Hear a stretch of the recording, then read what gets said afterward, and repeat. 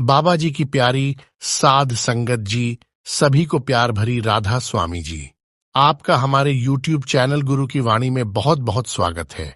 आज की जो साखी हम आपको सुनाने जा रहे हैं, यह साखी सुनकर आपका सद्गुरु के ऊपर विश्वास पक्का हो जाएगा और आज की इस साखी में हमें यह भी पता चलेगा कि जब हम एक पूर्ण संत महात्मा से नाम ले लेते हैं, जब हमें एक पूर्ण संत सद्गुरु से नाम की बख्शीश हो जाती है, तो उस दिन से लेकर सद्गुरु कैसे हमारे अंग संग रहते हैं, हमारे हर निजी मामले में वह कैसे सहाय हो जाते हैं, वह आज हमें इस साखी के माध्यम से पता चलेगा। तो साखी को कृपया पूरा सुने। साध संगत जी, यह घटना पंजाब के खन्ना शहर की एक सत्संगी परिवार की है, जिन्हें सतगुरु से नाम की बख्शीश हो चुकी है और उस सत्संगी परिवार ने कभी भी सेवा का मौका अपने हाथ से जाने नहीं दिया। वह गुरु घर की सेवा के लिए हमेशा तत्पर रहते हैं, हमेशा तैयार रहते हैं। साध संगत जी, उनकी सेवा इतनी है कि गुरु घर में संगत को उनके परिवार की मिसाल दी जाती है, ताकि और संगत भी उनसे सीख सके, उनसे प्रेरणा ले सके।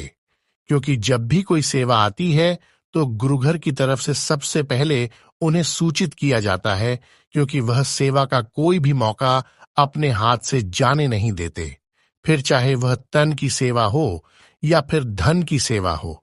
तो साध संगत जी, उनके पड़ीडीहोस में एक हिंदू परिवार रहता है और उस परिवार की महिला इस सत्संगी परिवार की बीबी की सहेली है। तो जब उनके पेडीडीहोस में से उस हिंदू परिवार की महिला का बेटा विदेश चला जाता है, तो यह देखकर इनके मन में भी यह बात चलने लगती है कि क्यों ना हम भी अपने बेटे को विदेश में भेजें। तो वह भी अपने बेटे को विदेश भेजने की तैयारी कर लेती है, लेकिन ऐसा नहीं हो पाता, क्योंकि जब वह अपने बेटे को विदेश भेजने के लिए उसका वीजा अप्लाई करती है तो उसका वीजा नहीं लगता और रद्द हो जाता है। तो जब वह दूसरी बार वीजा अप्लाई करते हैं तो दूसरी बार भी उन्हें एम्बेसी की तरफ से जवाब मिल जाता है। तो उसके बाद वह फिर एक बार और प्रयास करते हैं, लेकिन फिर भी उन्हें वही जवाब मिलता है। साध संगत जी, इस काम में उनके बहुत पैसे खराब हो जाते हैं। तो जब यह बात उस हिंदू परिवार की महिला को पता चलती है कि वह भी अपने बेटे को विदेश भेजना चाहते हैं, लेकिन उनका काम नहीं बन पा रहा और उनके बहुत पैसे भी खराब हो गए हैं, तो वह उनके घर जाती है और अपनी सहेली को बताती है कि मैंने सुना है आप भी अपने बेटे को विदेश भेजना चाहती हैं, लेकिन उसका काम नहीं बन पा रहा, वीजा बार बार रद्द हो जाता है और तुम्हारे बहुत पैसे भी खराब हो चुके हैं। तो तुम मेरी सलाह मानो, जहां से मैंने अपने बेटे का काम करवाया था, वहां से एक बार तुम भी अपने बेटे का काम करवा कर देखो। तो वह बीबी अपनी सहेली की बात मान लेती है और जहां से उसके बेटे ने अप्लाई करवाया होता है, वहां से एक बार और वीजा अप्लाई करती है, लेकिन इस बार भी उन्हें वही जवाब मिलता है। तो इस बात को लेकर वह सत्संगी बीबी बहुत परेशान हो जाती है कि अब तो बहुत पैसे खर्च हो गए हैं, लेकिन फिर भी मेरे बेटे का विदेश जाने का काम नहीं बन पा रहा और मैं हर पल सद्गुरु के आगे अरदास करती हूं कि इसका बाहर का काम बन जाए, लेकिन अभी तक सद्गुरु ने मेरी फरियाद नहीं सुनी। वह बीबी बहुत निराश हो जाती है कि पता नहीं मेरे बेटे के साथ ही ऐसा क्यों हो रहा है, जबकि सब लोगों के बच्चे विदेश जा रहे हैं और मेरे ही बेटे का विदेश का काम नहीं बन रहा। तो ऐसी बातें उसके मन में चलने लगती हैं। तो हिंदू परिवार की महिला उसको सलाह देती है कि तुम हमारे पंडित जी के पास चलो और अपने बेटे का विवाह भी अपने साथ लेकर चलो। हम वहां जाकर उनसे बात करते हैं। तो जब यह बात उस बीबी को कहती है, तो वह उसके साथ जाने के लिए मना कर देती है और कहती है कि मुझे मेरे सतगुरु पर पूरा विश्वास है, और कहती है कि सतगुरु के घर देर हो सकती है, अंधेर नहीं हो सकती।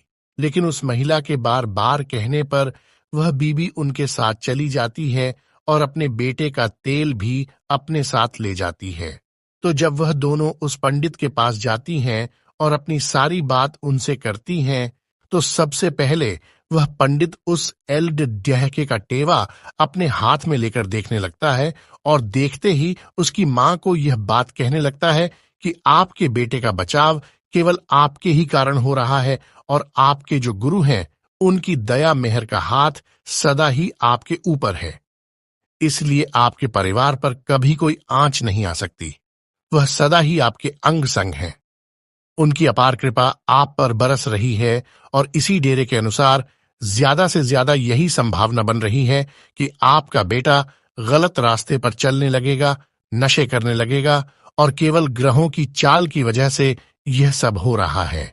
लेकिन जल्दी ही आपके बेटे के ऊपर से यह प्रभाव खत्म हो जाएंगे। और साध संगत जी, जब यह बात उस बीबी को पता चलती है तो वह बीबी वहां बैठी बैठी रोने लग जाती है, क्योंकि उसे इस बात की समझ आ जाती है। उसे पता चल जाता है कि मेरे बेटे का विदेश का काम क्यों नहीं बन रहा। वह सोचती है कि अगर मेरा बेटा विदेश चला जाता तो वहां जाकर गलत संगत में पड़ी डी सकता था और कुछ भी हो सकता था।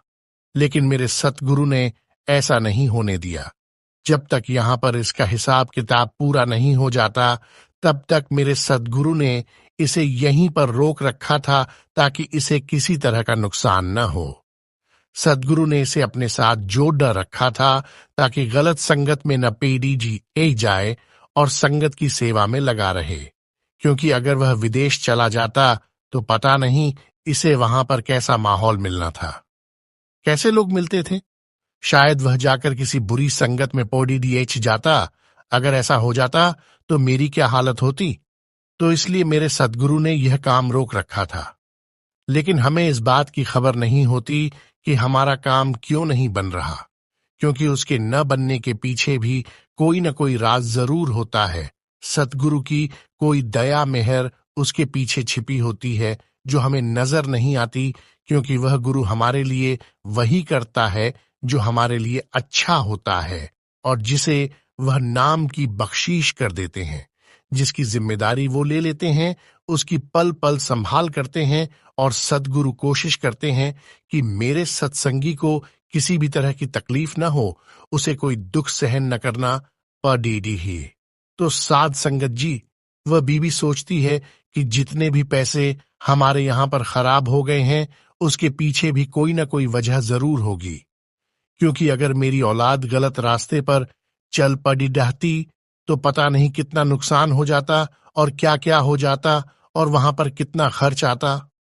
तो जब यह बातें उस बीबी के अंदर चलने लगती है तो उसकी आंखें बंद हो जाती हैं और आंखों से आंसू निकल पड़ी डहते हैं।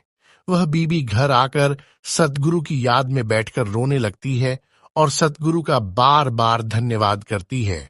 तो साध संगत जी, इस साखी से हमें यह प्रेरणा मिलती है कि जब हमें नाम की बख्शीश हो जाती है, उसके बाद हमारे जीवन में जितनी भी तकलीफ आती है, जितने भी दुख आते हैं, या फिर हमारा कोई काम नहीं बनता, तो हमें चिंता करने की जरूरत नहीं है, क्योंकि उसके पीछे भी सतगुरु की कोई न कोई रजा जरूर छिपी होती है।